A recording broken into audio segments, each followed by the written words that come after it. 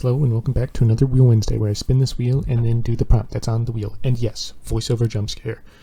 I know, I haven't done one in 4 months? Probably since last time I did a live stream, if I recall correctly. Yeah. Well, I have some free time now. So I'm doing it. And you can't stop me. Well, I mean, yeah, I guess you could mute me. You could definitely mute me. That'd be really easy to do, actually. Anyways, for today's Wheel Wednesday, the prompt was from Milo the Cat on YouTube. And it was, they wanted me to make a surreal, 90s-esque CGI entity that called Polytron. And it's a cosmic entity that is in charge of making shapes and other stuff that's surrealistic.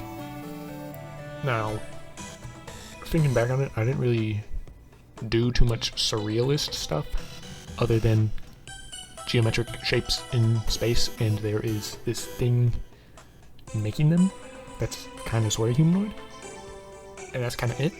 And the other thing I will say is trying to paint in a 90s CGI style was pretty difficult for me, and there's lots of issues with it still. One, at least from the stuff I noticed, is I didn't do like a deep dive on this or anything, but from what I noticed, there's no bounce light. A lot of the shadows used black in them, and then with the shadows too, it was either like perfectly hard shadow or like 100% smooth.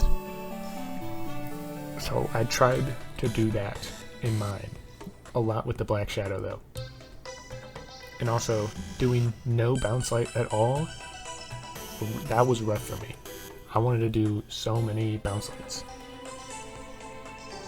But obviously, didn't do that. I was also looking at like how they created CG characters in the past, and a lot of them were weird. Now, was I kind of like intentionally looking at the worst versions? Yeah, a bit. So that's why the arms look like that, because I don't know what show it was from. It was just an example when I was looking up images for early 90s CG. Maybe I just looked at 90s CG, I don't remember. But they had like super round shoulders, as if it was literally just a sphere stuck on, which it honestly probably was. And then the way they bended the elbows, rather than being like an actual elbow bend or having like a polygon that shrinks there, it looked like it just twisted and bent in on itself, like not in any way natural. And somewhat similar with the fingers, where they were just kind of long cylinder tube needle things rather than actual finger appendages. So I tried to recreate that. And also the pecs were, to me they looked like just extra shapes slapped on top.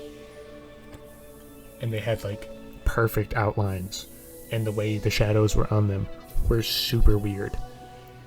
So I tried to mimic that. I wish I did better, honestly. I also wish that I did a more dynamic pose than standing, minus the legs part. But for trying to do something completely different than what I normally do, it's okay. It's alright, in my opinion. I also used the, I think it's just the blend brush. It's like blend around, something could have default. Just because I didn't want any actual real texture. Like the normal brushes I use have a canvas or like a stony texture to them. I didn't want any of that. All the CG from back then was like solid colors and very simple. Also, a lot of them had like one source of light. So like beyond having no bounce light, it was like just the sun or just a spotlight a lot of the time. And like everything I saw was super reflective. And like the Donkey Kong stuff had fur, but it was like fake fur. They were just making it up because they obviously didn't have the computer power to actually do fur. So it looked like weird clay, maybe wax. And here I am using a multiply layer to try to get those harsher shadows that I was seeing, because with what I had, yeah, it was kind of waxy, kind of plasticky, but the shadows were so much less on mine, less harsh, I guess. And eventually I add in a whole lot more black, because, like I said, on the images I saw, a surprising amount of black shadows, or it'd be like really, really, really dark blue. And I also put it in space. One, because the prompt said cosmic entity, and two, the like backgrounds I saw were like not super detailed, so space being black with white spots I feel like would fit right in back then. And I also noticed, right now it's not too important, but coming up it will be, that there's no atmospheric perspective on any of the images I saw. So background stuff was just as clear as the stuff in the foreground and the midground. So I end up doing more spheres, and some of them are supposed to be like behind and in front. But I didn't blur any, even though I really wanted to.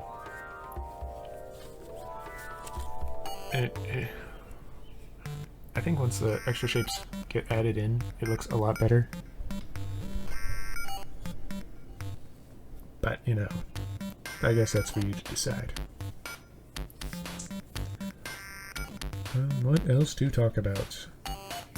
The triangle head thing. I think the lighting on that is not good. I probably should have done just flat planes with solid colors and then like airbrushed a light on there, like just a point light, because that's kind of what a lot of the stuff felt like it had. Like that's what I did with the shoulders and the pecs and the abs and the, well, not quite the arms, but I tried with the arms. They kind of have more of a line rather than a point of a light reflection. I should specify that. What I did there, like, I don't know, 10 seconds ago, I added noise to everything, because even though they, you know, probably weren't made with noise on them, just throwing in noise to like emulate VHS or a CRT helps a lot, and it covers up a lot of little imperfections. Now this one, I threw on a lot of noise compared to what I normally do when I use noise. I haven't used it in like a long time, actually. I like literally do not remember the last time I used actual noise.